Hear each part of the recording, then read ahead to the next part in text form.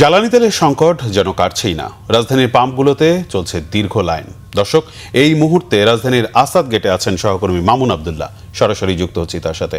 মামুন, পাম্পের সার্বিক অবস্থা সম্পর্কে আমাদের জানাবেন, আর ভোক্তাদের প্রতিক্রিয়া কি দেখছেন আপনি?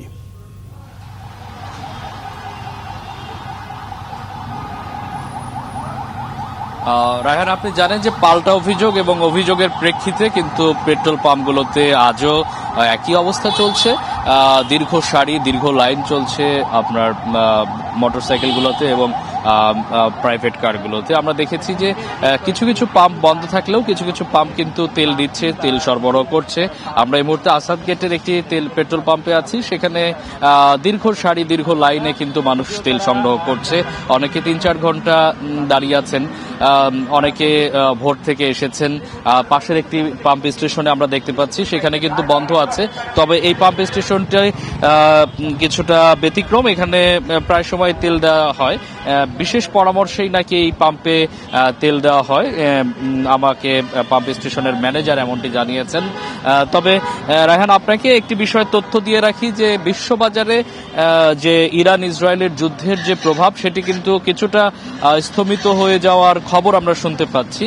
কিছুটা যুদ্ধের আপনার বলা চলে যে এক প্রকার অনেকটা যদি শিথিলতা হয় তাহলে বিশ্ববাজারে দাম কমবে, এমনটা আভাস শোনা যাচ্ছে। ইতিমধ্যে রয়টার্স একটি খবরে বলেছে যে প্রায় 16% ব্যারেল প্রতি জ্বালানি তেলের দাম বিশ্ববাজারে কমানো হয়েছে। সেক্ষেত্রে $116 থেকে নেমে এসে $94.59 কিন্তু এখন ঠেকেছে।